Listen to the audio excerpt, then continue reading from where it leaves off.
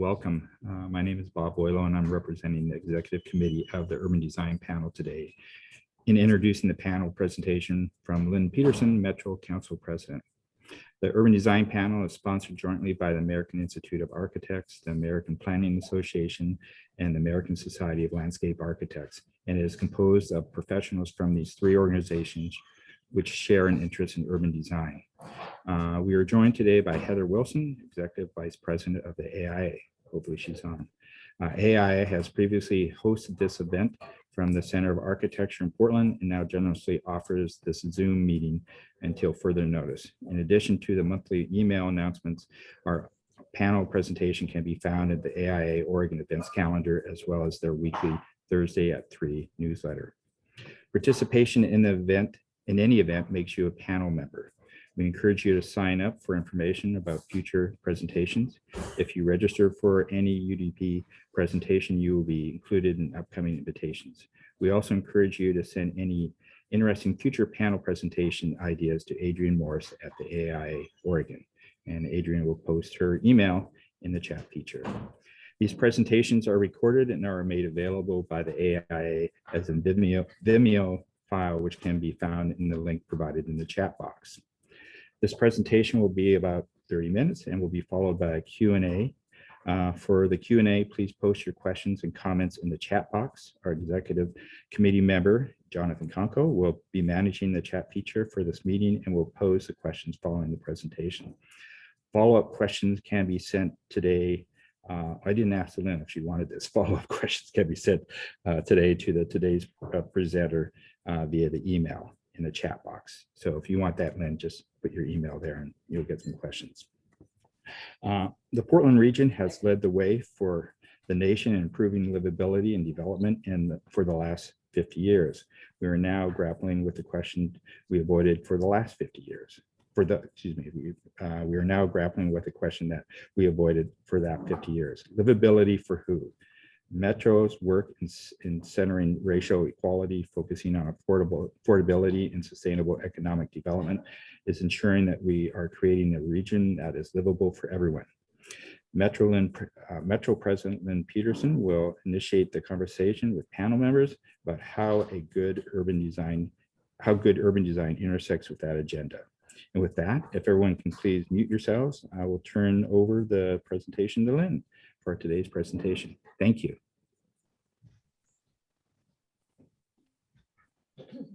Thank you. I'm so honored to be here. Can you all hear me? Thumbs up. Okay. I had to switch from my Wi-Fi to the hotspot at the last second there. Apologies. Thank you. I'm so honored to be here with all of you today. So many friends and colleagues.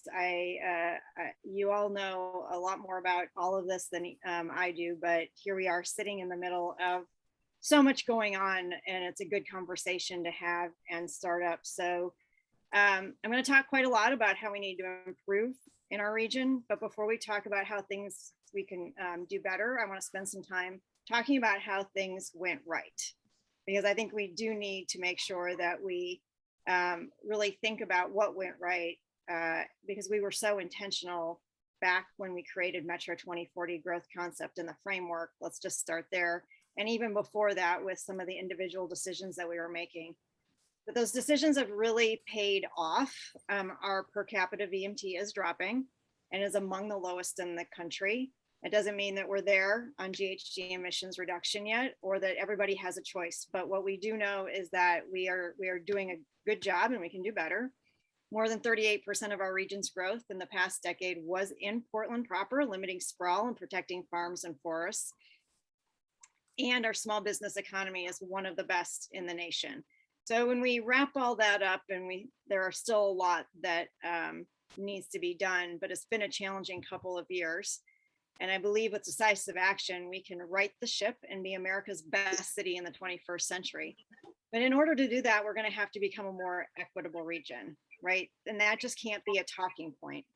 We're going to have to center our work on racial equity. And we certainly have started along that path in this region, but we are continually learning how to do that better.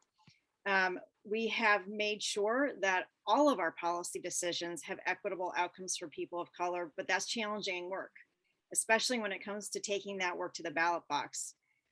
We have to do a better job explaining the importance of racial equity to the voters, especially on transactional issues like transportation. That also means our planning decisions have to more thoroughly involve communities of color to ensure their voices are heard from the beginning, not just when things start to go wrong. Probably the most stark example of this is in inner North Portland, where we didn't do a good enough job bringing people along in the decision-making process. The end result has been nothing less than catastrophic, with the complete upheaval of Portland's Black community to East Portland and no plan to create new community spaces for people pushed out to the numbers. We found the money for things like bikeways on Williams, but we never found the resources to help a church or a barbershop relocate or to build new community centers in the areas with the lower rents. We tried to head this off with the Southwest Corridor. We spent hundreds of hours working on an equitable development plan for Barber Boulevard, with the goal of supporting businesses that were already there and ensuring that the lower income communities already in place received equitable benefits from the construction of the Max line. It was really disheartening to hear folks refer to Southwest Corridor during the transportation discussion as a Max line to Bridgeport Village, as though anyone was going to take Max to shop at Crate and Barrel. Now, this is my backyard, right? That's where I end up doing a lot of my shopping, but it's also where I receive my healthcare. It is also where there are a lot more people living than there were 20 years ago. And the entirety of that corridor is so important to the future of the region when we think about the I-5 corridor, right? But our equitable development plan was also going to help support small businesses in the corridor. And the transit investment was going to help people who worked at places like Bridgeport Village that were not in the lifestyle center, but in the actual employment area, get to work safely and quickly, while giving them more opportunities to get to other destinations like downtown, OHSU, and PCC. This isn't just a Portland issue, right? For too long, our suburbs kept equity on the back burner. So we're working to change that. Our urban growth boundary expansion program now requires cities to account for equitable development, affordable housing, and involvement from communities of color in their expansion processes. That housing doesn't have to be an UGB expansion area, but we're a suburb isn't an excuse to avoid affordable housing anymore. We have one of the nation's best transit systems, and affordable housing must be a part of any city's downtown development strategy going into the future. One of the other most important questions we face right now is how do we ensure a prosperous region for everyone? We're looking at a few ways to address that. Metro has been a staunch supporter of the Albina Vision work because it is so explicitly. Are we good? Metro has been a staunch supporter of the Albina Vision work. I'll just repeat that. We really have. We've been very integral to being able to get it off the ground and do a lot of community engagement because it is so explicitly focused on bringing intergenerational wealth back to Black Oregonians. Our Construction Careers Pathway program is geared towards bringing more women and people of color into the trades so that they can build family wealth through our ongoing construction boom. And our revised regional illegal dumping patrol program is now a job training program to help people transition from incarceration to stability with job skills that they'll need to build wealth and success. So those are some of the ways that we're hoping to build individual and families back up. But let's be frank, we also need healthy corporations to have a healthy region. One of my personal priorities is to support companies like B Corps, those who have a social responsibility hardwired into their business model. Now, you don't have to be a B Corp to have social responsibility hardwired into your business culture and model. But we know that the politics of Portland are never going to be terribly pro-corporation. By supporting businesses that support sustainability and societal goals, I'm hoping we can create a corporate environment here that puts people first, not profits, and not Wall Street, but Main Street, and helps us build a sustainable region. So that really brings me to my final focus for today, which is on ensuring that we have a resilient region for the decades to come. To make sure our accomplishments like the protection of farms and forests are not overshadowed or reversed because of other failures. We have to have widespread community support for our work, which means we have to have durable community partners with our work. Metro's investment in community organizations is part of a long-term strategy to ensure that community partners have the capacity in the long term to elevate voices that have been underrepresented in the past. We have to work on climate resiliency, both by doing our part to continue to reduce emissions and to support vulnerable communities that will be affected by climate change. Our 21st century work is going to be harder. It's not going to just be about drawing lines on a map and saying, thou shalt not pass this urban growth boundary, like we are some sort of planning wizards. It's about focusing on humans and centering communities that have been harmed by our past decisions to have them set the tone for our future decisions. So as we look to the future, we've had Metro 2040. We are coming up on needing to do a reboot of that to Metro 2070. I encourage you all to continue conversation as we go through this and to support Metro as we look at what wasn't included in Metro 2040 that now needs to be included in Metro 2070 reboot. We didn't have automated vehicles with Metro 2040. We did not have forest fires at the rate that we're seeing today with Metro 2040. We certainly weren't talking about greenhouse gas emissions and public health in the way that we are talking about it today back then. The frame back then was stop sprawl, manage growth, livability, transit-oriented development, right? Those were the big concepts that were out there. Metro 2070 is going to have to be about resiliency of our people and our businesses and our environment. And I encourage you all to have that conversation with us as we go forward. Thank you for your time, and I'll open up to questions.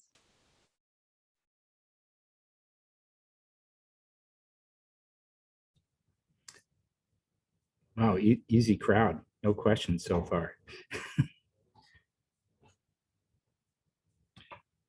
Well, people are thinking about that. I'm just going to throw you a softball question then. Metro 2070. I haven't heard much about that. Is that just? No, we're going to just be kicking that off. Thanks, Bob.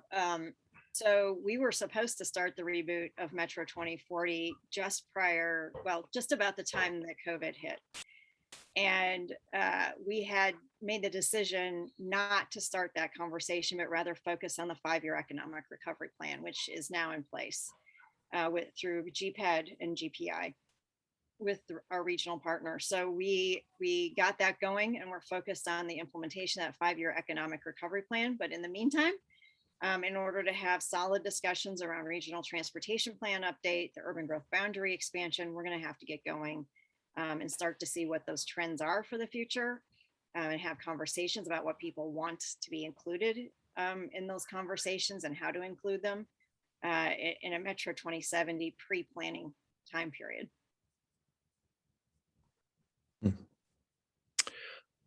Lynn, it's Mike McCulloch, urban designer. I've been around the city for a while, and I'm really curious as to how you're thinking about the rebooting of the CRC and how it's linked all the way back to the Markham Bridge.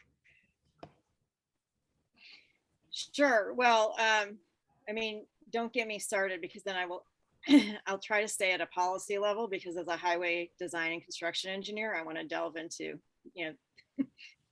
how the traffic flow works, but we'll try and stay above that. But catch me if I go too deep. There are obviously real reasons why this conversation is even being had, and that is that we have a bridge that is not resilient, correct? And we have a population that's going to depend on each other if that earthquake really does happen. And right now that bridge is not, it's not seismically stable for our long-term needs. So we're going to have to build a new bridge. Now the question for the future, that we're grappling with, there's a series of questions that have been put back on the table. And if somebody can mute, that would be helpful. There's background noise. The first is, what does high capacity transit look like between Portland and Vancouver? that high capacity transit conversation has changed since the last time we had this conversation, in that Vancouver has built a very robust bus rapid transit system, and they are very proud, and they have earned a lot of awards for that, and they should be congratulated, and they should be very proud of it. So the question is, I think for all of us, I think the questions on the table are bus rapid transit and light rail, or light rail only. And I think that my personal opinion is that we could have both on the bridge, just like we do on Tillicum, just like Germans have done for, you know, the last 50 years. But that's a conversation that the group needs to answer on its own. The next one is how to right size the bridge.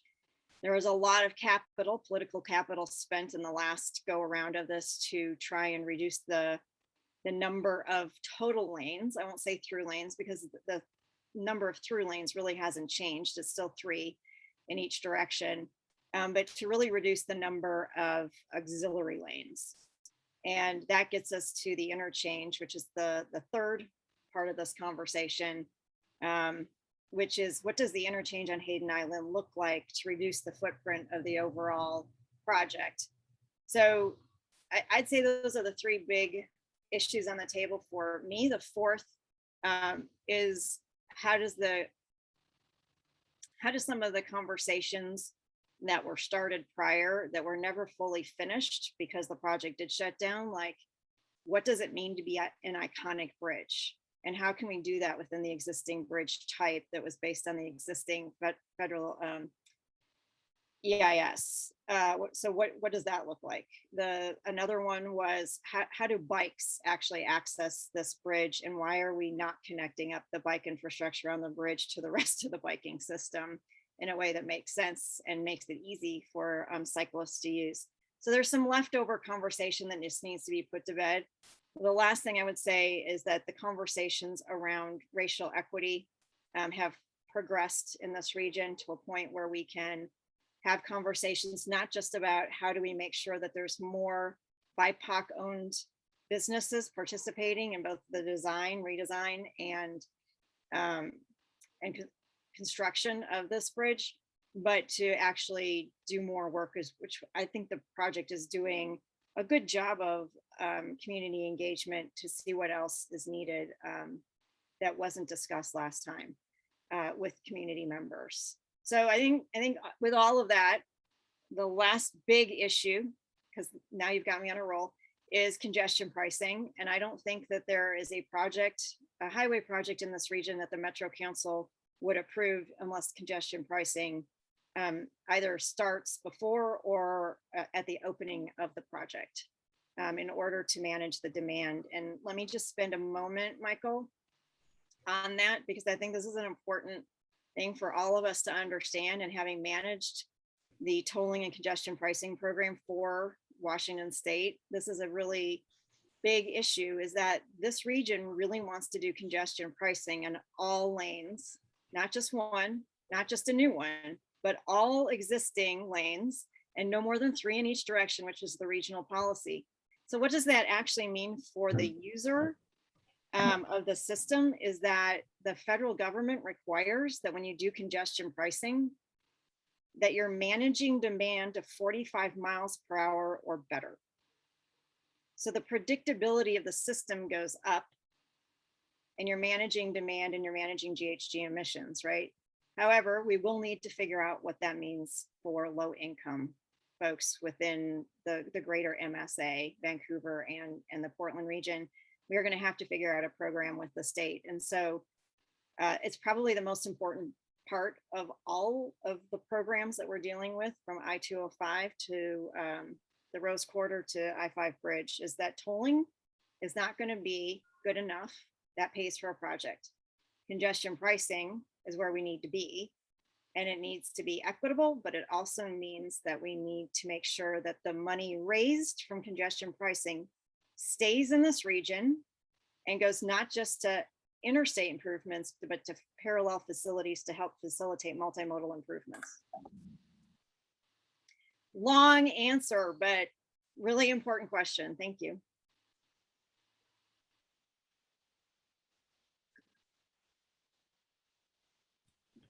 Jonathan, if you Thank- can read some of the questions. Yeah, Yeah. just looking for some common themes here.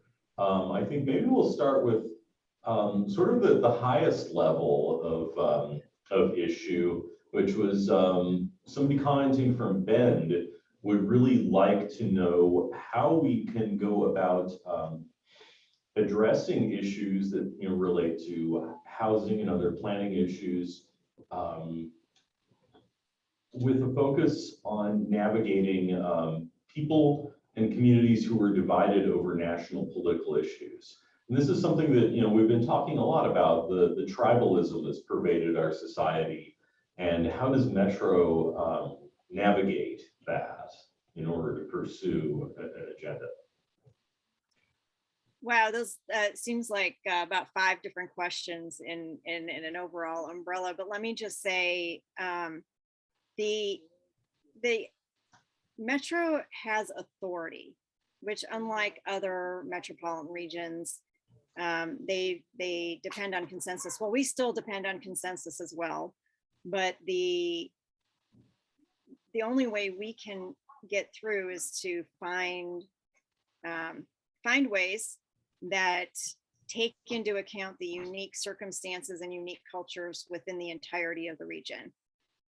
That means, for me, going back to the moment where I was working for TriMet, and I was the rep both at TPAC and MTAC, and staffing TriMet board members and the general manager for MPAC and JPAC. And the number one issue that was on the table at that point was not necessarily transportation, it was the setbacks for development from creeks and streams and rivers within the region. And the goal, obviously, was for clean water, to make sure that we were bringing back healthy habitat for salmon, for instance, as a key indicator. And they spent about 3 years in swirling the drain. Should it be 50-foot setback? Should it be a 75-foot back? Should it be 150-foot setback? Never being able to land because of the disparate differences about how much land would actually be available for development, right? Because the bigger the setback, the less land was you had. Okay, now the less land you have inside the urban growth boundary, now you're forcing more growth outside. Or are you forcing higher up density? And it just swirled the drain for 3 years until president of Metro at the time, David Bragdon, said, wait, stop, let's go back to the goal and the outcome. The outcome is that we want clean rivers and streams, and we have clear indicators, and we can work our way back. And so each jurisdiction should put together their own plan of how they are going to get to clean rivers and streams. And they need to justify what their setback is in order to get that for their unique topography and their unique development patterns. And they were all presented, debated, and adopted. And then we now have salmon coming back into the creeks and rivers and streams of this region. Now, that was because of a whole bunch of other things that were done at the same time, including Metro Parks being able to buy up most of the Tuolumne River Basin so that we can do that. But it's a combination of all these variables, and it really forced every single one of the city councils to have a conversation. So, I mean, we all want clean water and clean air, but to have it come from the top down, it's got to be 50 foot, it's got to be 75 foot, without understanding the culture, the topography, the demographics, all of that. It can force stalemate, right? And I would rather see something get done than nothing ever get done. So I think that's the model that I use in my head. How do we get to the outcome? That's more important than it is about a top-down model. But we also have to keep pushing. That's what we do best at Metro, is to keep raising the bar to make sure that we are all working not just for a median, oh, that's as best as we can do, but a median that's a pretty high median, compared to the rest of the country, so that we continually see progress. But Yes. we've got such great mayors in this region. It's been easy right now.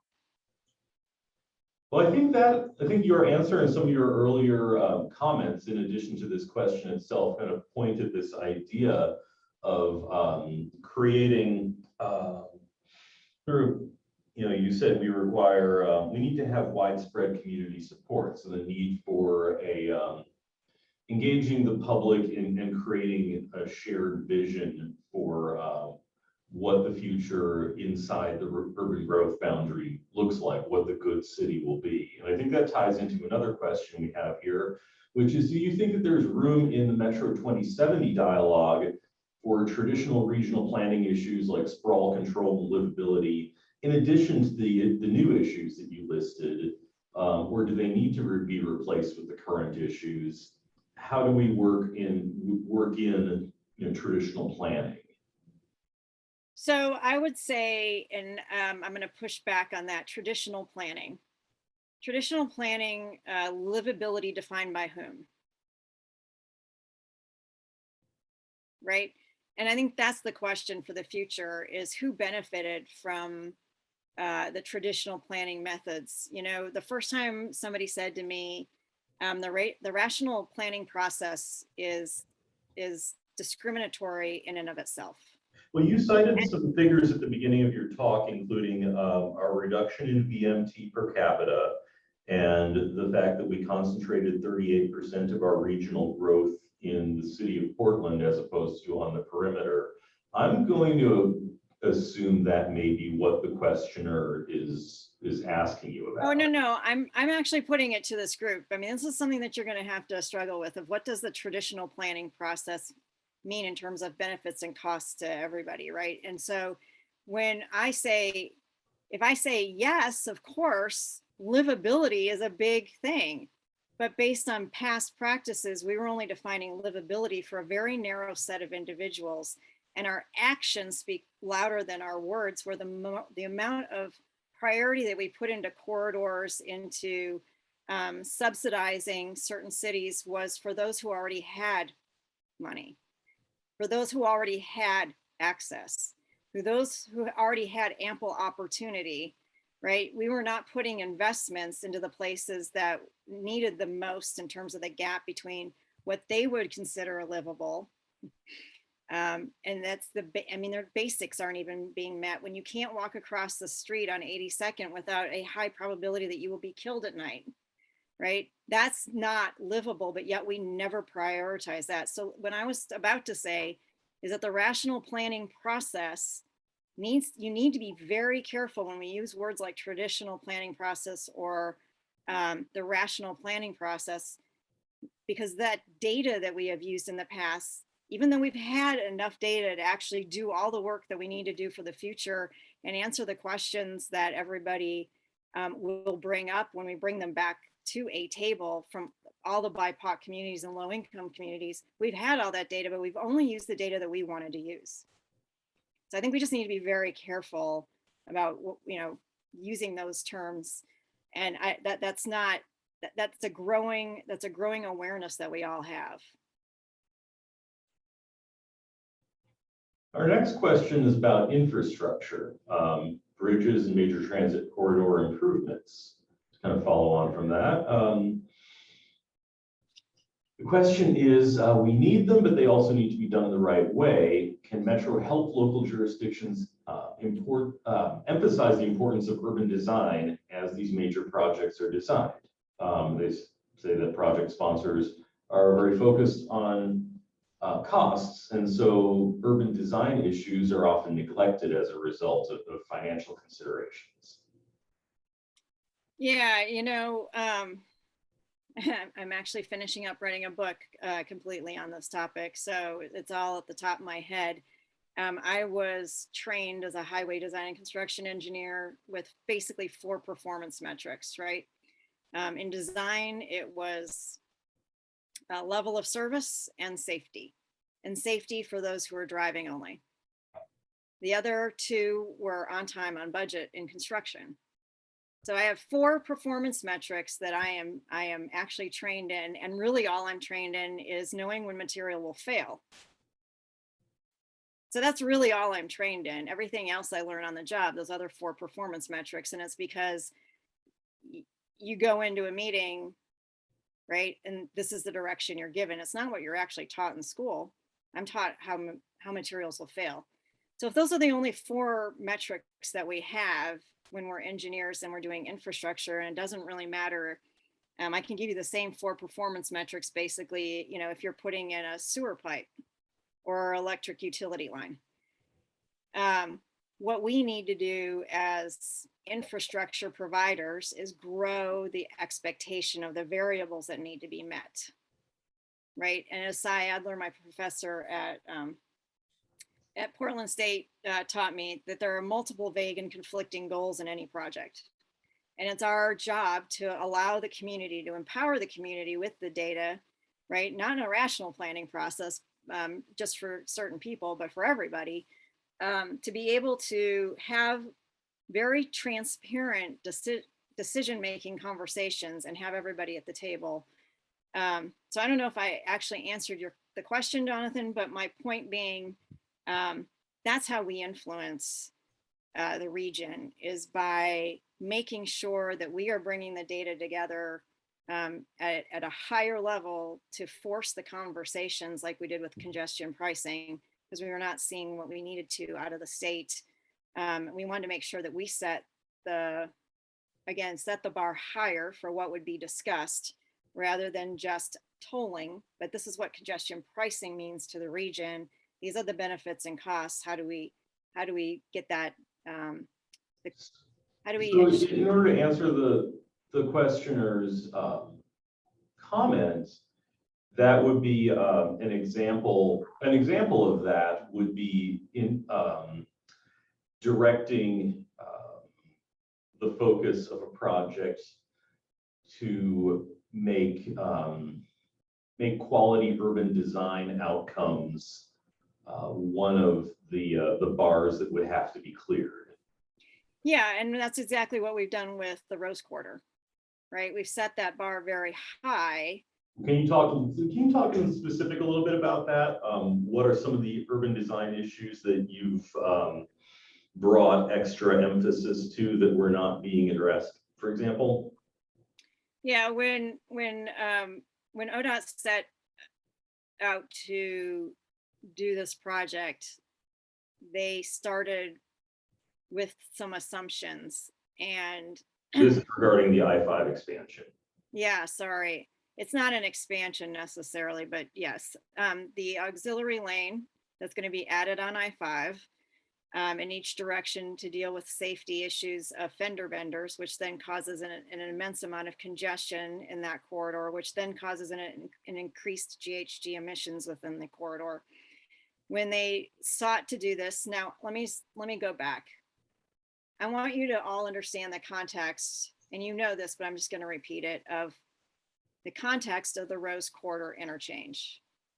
It sits between I-405 coming into I-5 and I-84 coming into I-5. It sits right between them. And it's not a normal highway spacing standard. It's very tight, right? It's super tight. It is too tight. And what that does is it means that it increases the probability you'll have these safety issues because you've got all those merge and weave movements. Now, a normal DOT in this country would have proposed trying to balance the number of lanes coming in from 405 and 84 through that segment and literally widened it so that there would be enough lanes so that all 3 highways, when that one little segment, would have enough lanes to completely have free flow. That's what would happen in another state. Any other state, I can guarantee you. So let me just start at the ODOT did start at the right place of let's just add an aux lane. That's a lot. That's a much more right-sized project for Portland and our values. However, they then went on to say, we are going to make the surface street above better, and we're going to put a lid on it.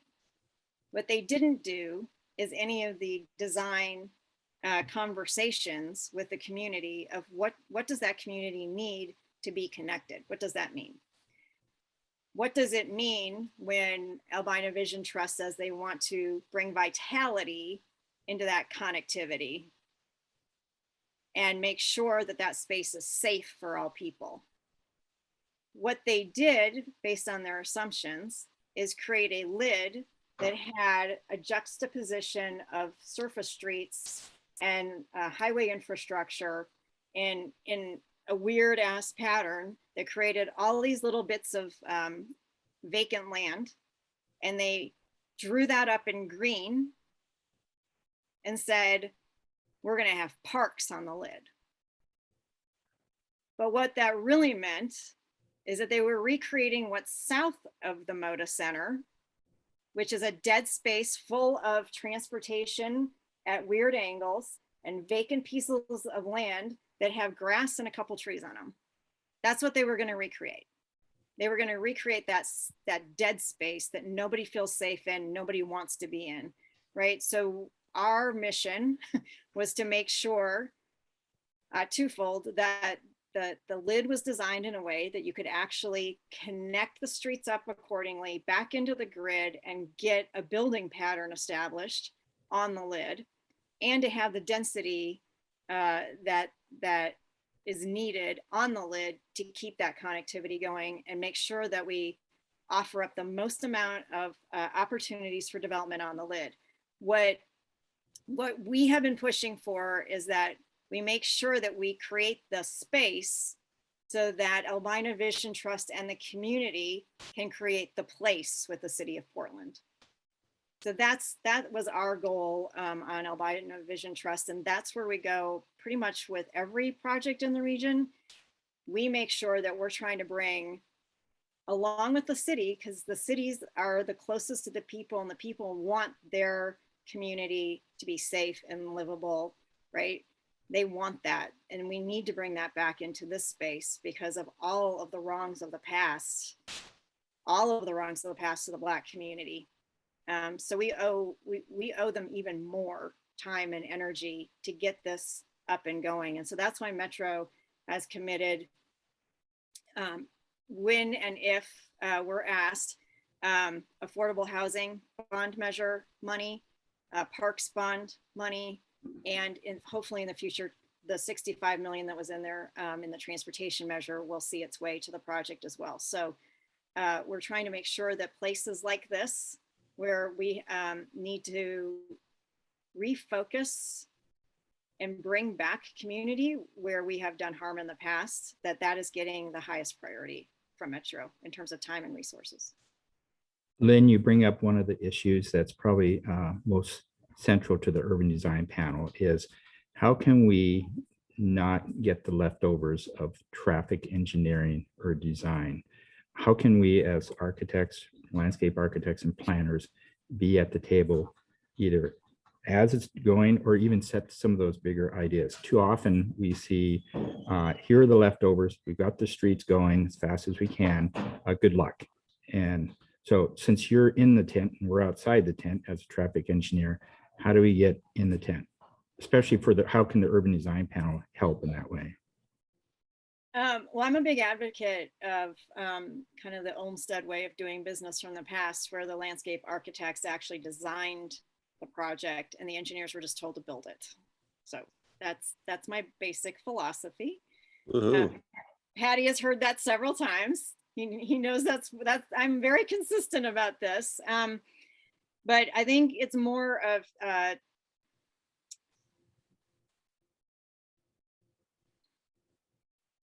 there is a need, and this seems too easy because literally this is not rocket science. There seems to be a need for more trust, more professional trust, right, between the different professions, and that the engineers who are project managers need more training in what does it mean for real community engagement and what does it mean to use your team to the utmost advantage. And that those 4 metrics that we just talked about are not the be all end all metrics. So I don't have a clear answer for you, but I think if there was a way to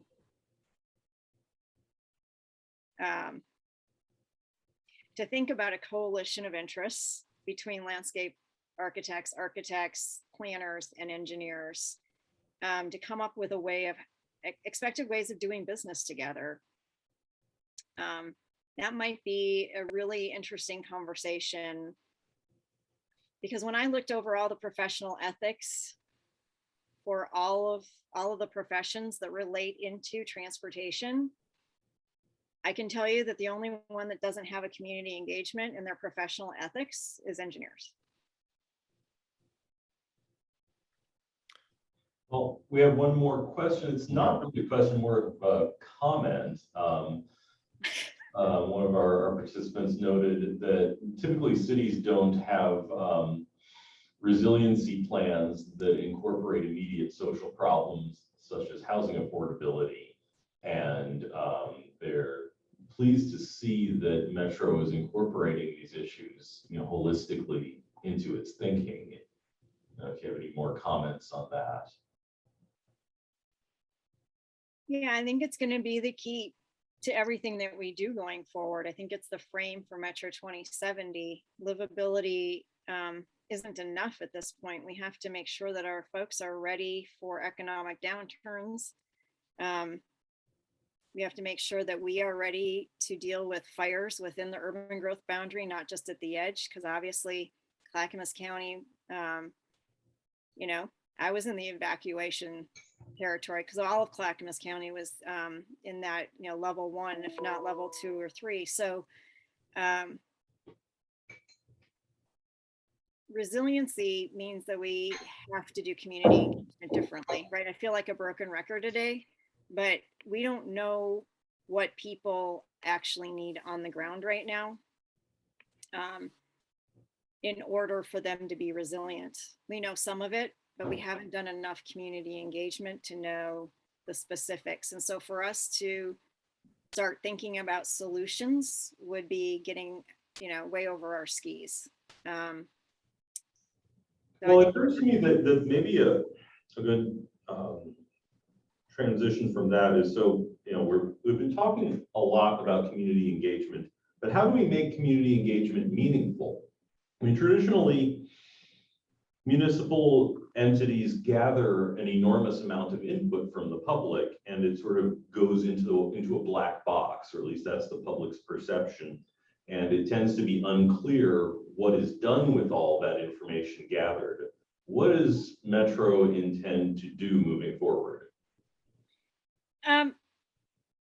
Well, Metro versus other processes, right? So, I mean, Metro has set quite a standard for community engagement. Metro 2040 was a pretty high bar that we're going to have to meet going into Metro 2070. Right? There was the surveys, there was the mail out to every jurisdiction, there was a huge media blitz on it. So we're gonna have to think about what that means differently, because we have to get the message out to different communities, and they have different ways to engage, first of all.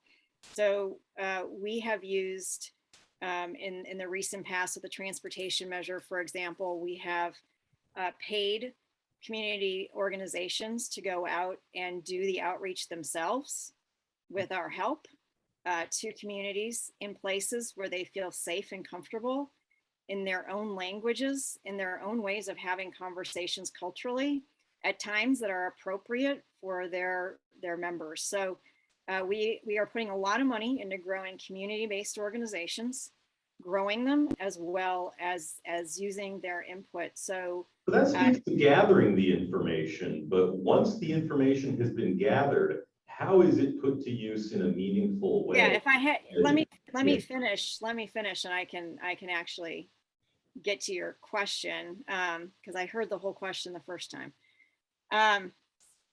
We also, on the transportation measure, used local improvement committees, and they, after the 13 corridors were picked by the larger group based on the community input, they actually did the design elements that were needed within the corridor, and that was what was put into the transportation measure.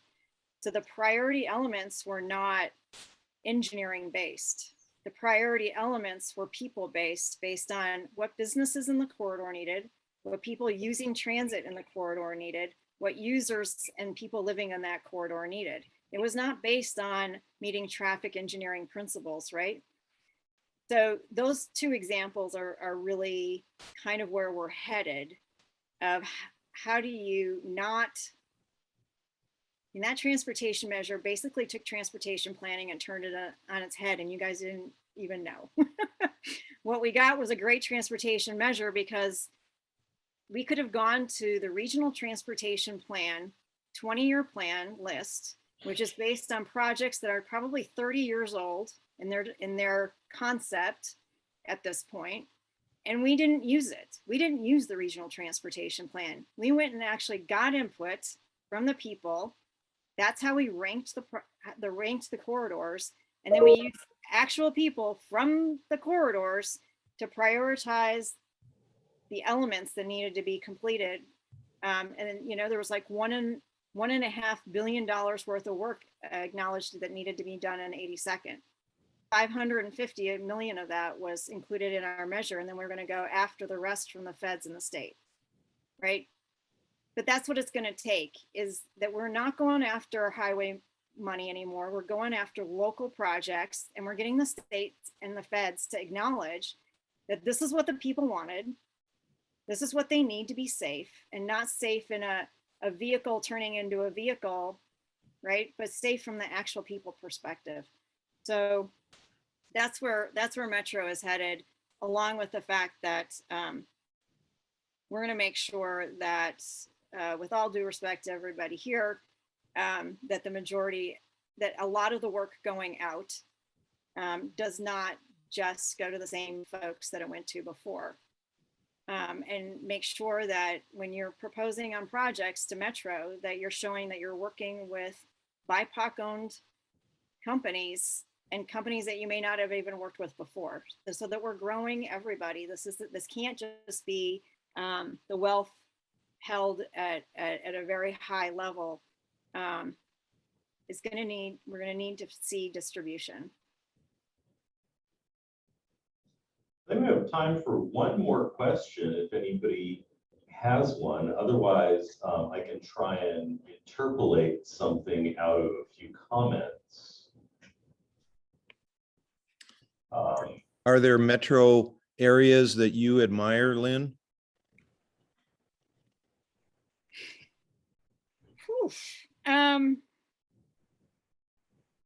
Well, I take away a little bit from every single one that I've ever visited, right? But my sister lives in Minneapolis, St. Paul, and I've been there a lot. There are some good things to take away from that. One, and is that there are 18 Fortune 500 companies within the Minneapolis, St. Paul area, and there is competition between them for talent. And so they want to make sure that that region is livable for everybody, that they have a high quality educational system, that they have a high quality cultural environment, and that their environment is actually taken care of, and that they have a multimodal transportation system. And so the Itasca group is those 18 companies coming together and saying, what is the highest priority for this region at this time? Every 2 years, they work on a topic, and they either take it to the ballot, or they go to the legislature, or they work with the regional government to get the policy changed. That's freaking amazing, because here we don't get that kind of involvement, right? So it would be nice to have that kind of involvement and that kind of pro people attitude and pro environment attitude. I think we usually look around the country and say, we'd really like a bike system like so-and-so, or we'd really like to have a transit system like so-and-so, as we watch other people succeed in these different ways. But I think we're all struggling at the same time with how to proceed in the future to make sure that we are empowering everybody to be at the decision-making table. And That they're- brings us to one final question, which I think we can fit in here about future generations. How might Metro 2070, a 50-year vision, include significant efforts to reach and encourage children in underrepresented communities to engage with and pursue design professions to increase generational involvement in design? Could you repeat the question? How might Metro 2070 include efforts to reach children and represent them in the design process? Well, I think that's a good question that I'm not going to be able to completely answer, except to say it's an important aspect of what we should be doing. Yeah, because in transportation planning, you say, if you feel comfortable sending your 8-year-old out on a bike lane, then it's good for everyone, right? Well, so there have been ways that we have done this in the past, and I think it's going to be up to conversations with community-based organizations of how and what is appropriate with all the different cultures. We've obviously used schools in the past as well. When the Selwood Bridge was replaced, they did a lot of work with the youth in the schools, in the communities on either side. And my happiest moment was having all these parents say that they understood that the Selwood Bridge was rated like an 11 out of 100, and that they rolled down their windows. I mean, just the awareness, right? And they knew exactly where the bridge was going to fall because the railing was bent, and like it was good. So I think, yes, getting to the youth is going to be really, really important. Obviously, the Sunrise youth are an important element of all this transportation stuff that we're doing. We hear their voices a lot, and we are very much appreciated. But how do we grow that? How do we grow that within each community-based organization as well as with the schools? I think that's a conversation of what works best right now. Community engagement in general is really tough right now.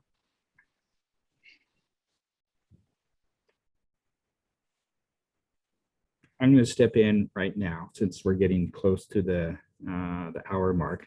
First of all, thank you, Lynn, very much. It reminded me when I usually have teams, and when you have all the consultants, the first thing I do is get our traffic engineer and rename him as a pedestrian engineer. And now, based on this conversation, I'm going to give him an ethics test too. So I appreciate that. So again, thank you everyone for attending. If you have any questions, and if you are taking any further questions, if you want to put your email there in the chat, people can email you directly, I assume. But thank you very much. We appreciate your time. Great presentation. You are somewhere in East Central Oregon or Hermanson. Oh, you're at your office. Hard at work as everyone else is. So appreciate the time, and thank you, everyone. And again, we'll be back next month. Thank you. Well, thank you, Bob. Much appreciated. Have a good afternoon, everybody. Thanks.